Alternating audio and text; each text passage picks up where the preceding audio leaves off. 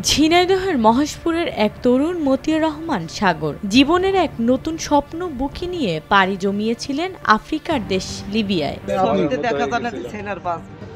ছবিতে দেখছি মার পিটে সব গেছে, গোটা কাটিয়ে গেছে, রক্ত গেছে দেখছি।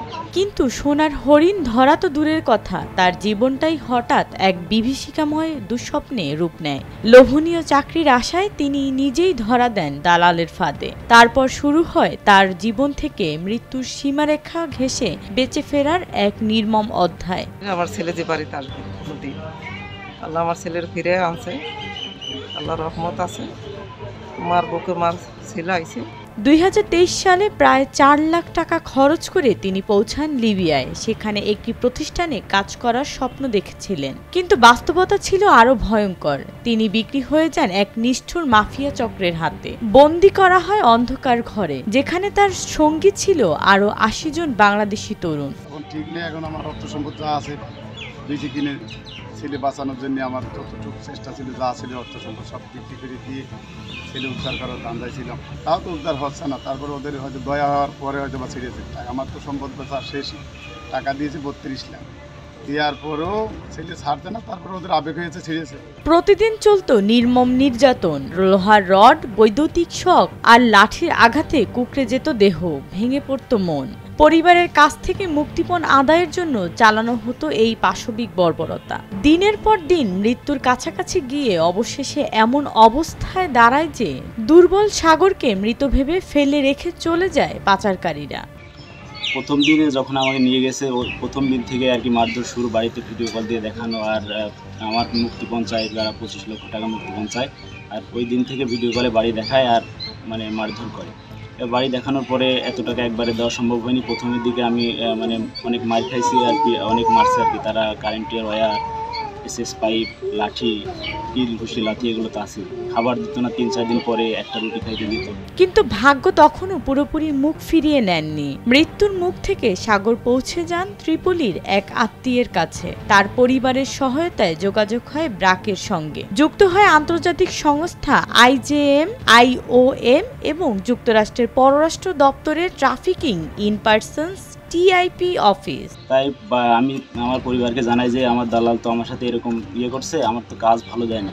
পরে বাড়ি থেকে দালালকে চাপ দেয় এবং দালাল পরে বলে যে তাহলে এখন তো আমাদের হাতে সেরকম কোনো কিছু করার নেই, তাহলে আপনি কিছু টাকা ম্যানেজ করেন, এই দেশ থেকে আপনাকে আপনার ছেলেকে আর ভালো দেশে পাঠাবো, পাশে ইউরোপ আছে, ইউরোপ পাঠানোর ব্যবস্থা করবো। এই বলে যে কত টাকা লাগবে, তারা বলে যে 8 লাখ টাকা দিলেই হবে আর কি। এই বলে আমার পরিবারকে রাজি করায়। তারপরে আমার পরিবার অর্থ সম্পদ বিক্রি করে যাই করে আর কি টাকাটা ম্যানেজ করে তার কাছে যায়। এবং টাকাটা নেওয়ার পরে সে টাকাটা আত্মসাৎ করে ফেলে, আমাকে নিয়ে একটা ঘরে আটকায় রাখে।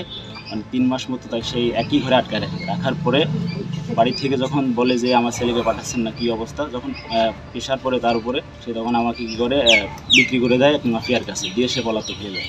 আর মাফিয়ার কাছে বিক্রি করার পর থেকে আমার উপর মনে করেন অমানবিক অত্যাচার শুরু হয়।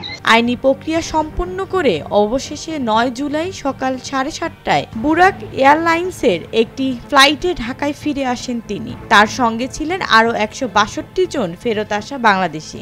যে কোনো এক সংস্থার মাধ্যম দিয়ে আমার ছেলে আমার বুকে ফিরিয়ে দিয়েছে, এতে আমি খুশি। ব্র্যাক মাইগ্রেশন ওয়েলফেয়ার সেন্টারের ব্যবস্থাপক আল আমিন নয়ন বলেন, এই প্রত্যাবাসন কেবল একজন তরুণের দেশে ফেরা নয়, এটি এক মৃতপ্রায় জীবন থেকে ফিরে আসার বাস্তব গল্প। ওই সময় ওর তো পুরো কঙ্কাল, মানে ওর শরীরে 100 মাংস ছিল না, শুধু হাড্ডিগুলো। আর হাতের যে অবস্থা ছিল, মনে ছিল হাত কোনো কিছু দিয়ে ওর হলেও পোড়ানো হয়েছিল। এই অবস্থা ছিল, হাত এত পরিমাণ খারাপ ছিল, কেউ বলেনি যে বাজ। প্রতিদিনই এমন কত সাগর হারিয়ে যাচ্ছে। প্রতিরোধে দরকার কঠোর আইন, দালাল চক্রের বিরুদ্ধে অভিযান এবং সবচেয়ে জরুরি ব্যাপারটি হলো জনসচেতনতা। লোকে মারা যায়, 80 জনের ভিতরে মনে করেন 30 জনই অলরেডি মারা গেছে। এই অবস্থা দেখে মাফিয়ারা দেখছে যে এরা বাঁচবে না। আর টাকাও এরা দিয়েছে, মোটামুটি অনেক টাকাই দিয়েছে, হয়তো অল্প কিছু বাকি আছে, কারণ 2 লাখ 5 লাখ বাকি আছে। পরে সেই সময় মাফিয়ারা আমাদেরকে আর মুক্তি করে দেয়। তারপরে মুক্তি করার আগে তারা 2 লাখ টাকা চায়, সেখানে আমাদের 2 লাখ ওই সময়ও দেওয়া সম্ভব হয়নি, 1 লাখ দিয়েছে। তারপরে তারা মুক্তি করে দিয়েছে। পরে আমার কাছে গিয়ে আশ্রয় নিই, ওখান থেকে বাংলাদেশ ব্র্যাকের সহযোগিতায় IOM নিকট ক্যাম্পে আশ্রয় নিই। সাগরের বাবা মা জানায়, আমরা চাই আর কোনো পরিবার যেন এমন শোক না পায়। সন্তানের খোঁজে অপেক্ষার এই যন্ত্রণা কেউ যেন না দেখে। সেই দালাল তো পলাতক, দালাল তো এই পর্যন্ত কোনো ধরা ছোঁয়ার বাইরে আছে। এখন আমার ছেলের মতো যেন এরকম বিপদে কেউ না পড়ে। সাগরের গল্প শুধু তার একার নয়, এটি একটি বার্তা আমাদের তরুণদের জন্য এবং দেশের জন্য। তবে একটি প্রশ্ন ভাবায়, কি এমন ব্যর্থতা যা এক তরুণকে নিজের ভূমি ছেড়ে মৃত্যুর মুখে ঠেলে দেয়?